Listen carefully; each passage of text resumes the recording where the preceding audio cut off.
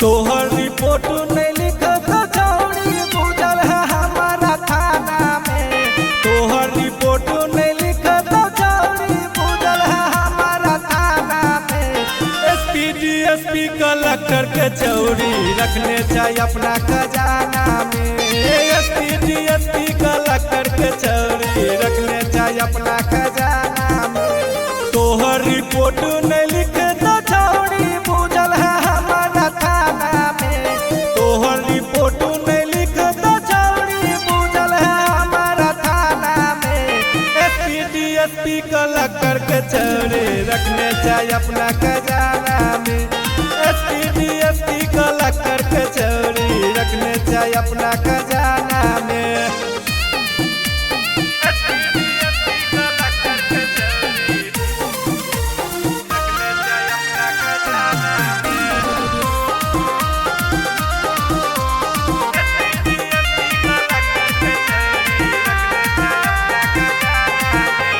तोरा पर हमारा नहीं है भरोसा, रखब दिल की देवे तू धोखा। जख्मी शेर शिकार के भूखल तोहर मचनवा हो प्यार में टूटल।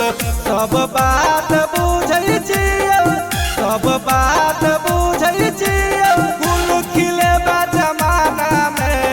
एसपी डीएसपी कलेक्टर के चौड़ी रखने चाहिए अपना खजाना में। एसपी डीएसपी कलेक्टर के चौड़ी रखने चाहिए अपना खजाना में। रखने चाहिए अपना खजाना में। रखने चाहिए अपना खजाना में।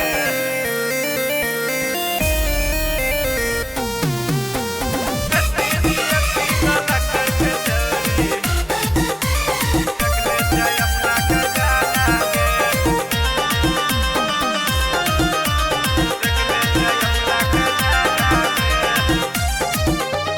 चले छरहिया में बजे हो पायल, लागे है दिलवा के करवत घायल। मदन परदेसी के दिल के बीमारी, डर के दौरा पर पड़तौ के भारी। तोहर बात के नहीं हो ठिकाना, तोहर बात के नहीं हो ठिकाना। गोली चलब समियाना में।